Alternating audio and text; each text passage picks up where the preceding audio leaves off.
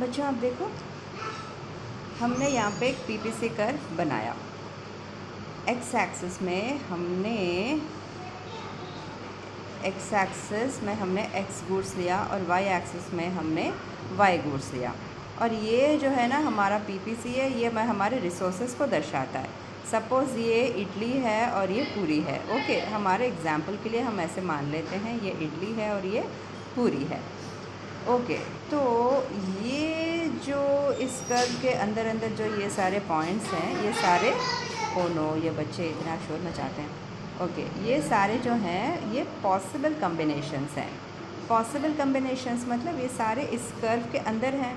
ये हमारे रिसोर्सेज को दर्शाता है ये कर्व। तो हमारे पास जो 100 रुपीज़ हैं, हम उससे अलग अलग तरह के कॉम्बिनेशन के इडली पूरी खरीद सकते हैं। ओ नो, इतनी शोर आ रही है, क्या करें। सपोज़ 0 इडली और बाकी बैलेंस पूरीस और 10 पूरीस। हम अगर 2 इडली ले लें तो कितना खर्च हो गया, 10 रुपये वहाँ पे खर्च हो गए। तो सिर्फ हम अभी 9 पूरी ले सकते हैं। ये इडली है, ये पूरी है। और सपोज़ हम 4 इडली ले लें तो इसमें 20 रुपये खर्चे हो गए, अभी 80 रुपये बचे हैं। 80 रुपये में हम 8 पूरी ले सकते हैं, है ना। तो इस तरह से हम कम्बिनेशंस बनाते हैं। All these are possible combinations. Okay, so एक पूरी तो 10 रुपीज़ का है और एक इडली 5 रुपीज़ का है। तो सारे हम पूरी ही ख़रीद लें तो फिर इडली तो 0 ही आएगा। हम अगर 2 इडली ख़रीदते हैं तो 2 इंटू 5 10 रुपीज़ खर्चा होता है हमारे पास और 90 रुपये बचते हैं। तो एक पूरी का 10 रुपये, तो हम बाकी के 90 रुपये से 9 पूरी ख़रीद सकते हैं। फिर हम अगर 4 इडली ख़रीदते हैं तो 4 इडली के 5 रुपये पर इडली पे 20 रुपये खर्च हो गए। अभी हमारे पास 80 रुपये बचे हैं और एक एक पूरी का 10 रुपये लगता है। तो फिर हम 8 पूरी ले सकते हैं। तो these are the different combinations that we can have with 100 rupees. तो ये सारे इस कर्व के अंदर आते हैं।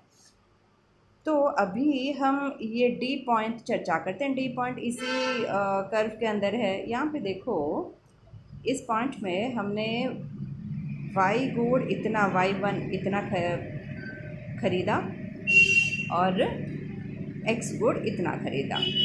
सपोज़ ये हम मैन्युफैक्चरिंग के एंगल से बनाएं तो हमारे पास इतना रिसोर्सेज है। हम या तो वाई अगर इतना बनाते हैं तो हम एक्चुअली कोशिश करते तो एक्स और ज़्यादा भी बना सकते थे। इस वाले कम्बिनेशन में वाई इतना बनाया गया और एक्स इतना बनाया गया। ये कैसे पता चला? वाई, अगर ये हम आपको पता चला कि वाई इतना बनाया गया है, यहाँ से आप सीधे से लाइन खींचोगे और फिर अगेन ऐसे नीचे आप खींचोगे तो एक्स मिल जाएगा। ये दोनों इंटरसेक्ट कहाँ हुए?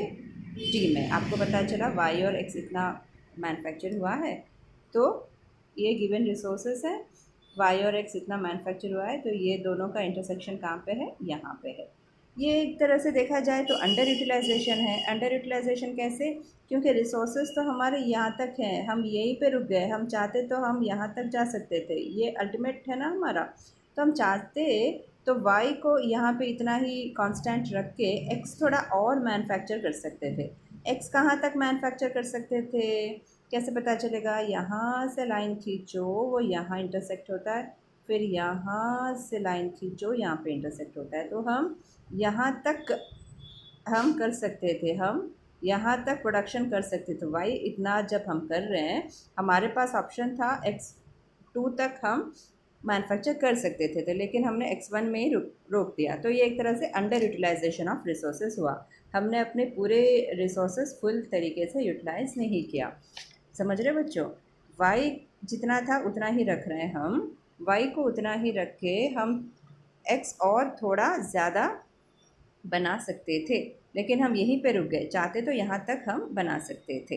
दूसरा एक और ऑप्शन हो सकता है, सपोज़ हम x को कांस्टेंट रखते, x को हम नहीं बदलेंगे और x को कांस्टेंट रखें, x का क्वांटिटी कांस्टेंट रखें, y हम थोड़ा और ऊपर लेके जा सकते हैं, y हम यहाँ तक बना सकते थे। समझ रहे बच्चों? हमने रिसोर्सेस यूज़ करके y1 x1 बनाया, लेकिन चाहते तो इतने y1 में हम इतना x2 बना सकते थे, या फिर इतने x1 में हम इतना y2 बना सकते थे। हमने अंडर यूटिलाइज़ किया, पूरा हमने फुल यूटिलाइजेशन नहीं किया। हमने पूरे रिसोर्सेज यूटिलाइज किया होता तो या तो हमारा y2 यहाँ तक होता और x यहाँ तक होता, या फिर y यहाँ तक और x यहाँ तक होता। हमने पूरे रिसोर्सेज यूज़ नहीं किए। मतलब इस वाले एग्जाम्पल में हमने पूरे 100 रुपये हमेशा खर्च किए। सपोज़ हमारे पास 100 रुपये हैं और हमने सिर्फ 70 रुपये ही खर्च किए हैं, तो 30 रुपये तो हमने बचे ही है।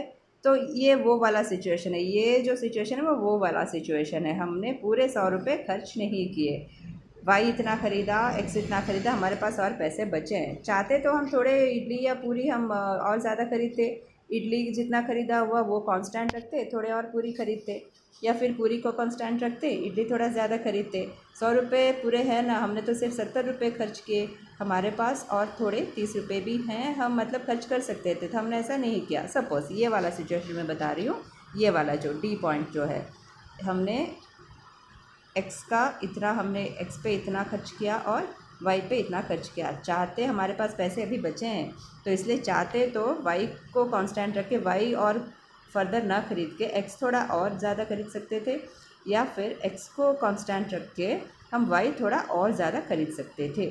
ये हमें कैसे पता चला? क्योंकि ये जो पॉइंट है ये इस कर्व के साथ इंटरसेक्ट नहीं हो रहा है, कर्व के अंदर ही रह गया है। तो इससे हमें पता चला रिसोर्सेज जो हैं अंडर यूटिलाइज हुए हैं। ये वाली लाइन यहाँ तक आती या फिर ये वाली लाइन यहाँ तक आती तो हमें पता चलता कि चलो रिसोर्सेज फुल यूटिलाइज हुए हैं, लेकिन ये दोनों लाइन्स तो इस कर्व के अंदर ही रह गए, तो इसलिए हमें पता चला कि अंडर यूटिलाइजेशन है। तो इससे आप क्या समझते हो कि any point within the curve means under utilization, it is a possible combination and it is under utilization. Possible combination मतलब ये कॉम्बिनेशन हो सकता है, हमारे पास जो पैसे हैं हम ये पॉसिबल कॉम्बिनेशन बना सकते हैं, इतने इडली इतने पूरी ख़रीद सकते हैं, हमारे पास इतने पैसे हैं। और हम अगर कर्व के अंदर ही रह गए, इंटरसेक्टिंग पॉइंट एक्स और वाई का कर्व के अंदर ही है, तो फिर इससे हमें ये समझ में आता है कि अंडर यूटिलाइजेशन हुआ है, पूरा यूटिलाइजेशन नहीं हुआ है। एक्स या फिर ये वाई या फिर एक्स, हम यहाँ तक अगर इस कर्व तक पहुँच जाते, कर्व के साथ इंटरसेक्ट होता है, तो हमें पता चलता है कि हमने फुल यूटिलाइजेशन किया है। और ये सारे जो पॉइंट्स हैं ना, यहाँ पे जो पॉइंट्स हैं ये इम्पॉसिबल कॉम्बिनेशन है। क्यों? क्योंकि ये इस कर्व के बाहर है, ये कॉम्बिनेशंस हो नहीं सकती, क्योंकि हम अफोर्ड नहीं कर पाएंगे, हमारे रिसोर्सेज सिर्फ यहाँ तक ही है। ये जो कर्व है इसी के अंदर अंदर ही है, ये सारे कर्व के बाहर वाले कॉम्बिनेशंस पॉसिबल नहीं हैं। तो आपको इससे ये समझ में आता है कि all those points which are within the curve are possible combinations and all those points which are beyond the curve are impossible combinations. ये होगा नहीं, ये हम कर नहीं सकते, क्योंकि हमारे रिसोर्सेज तो सिर्फ इतने तक ही है। ओके बच्चों, अब हम फिर से बुक पे चलते हैं।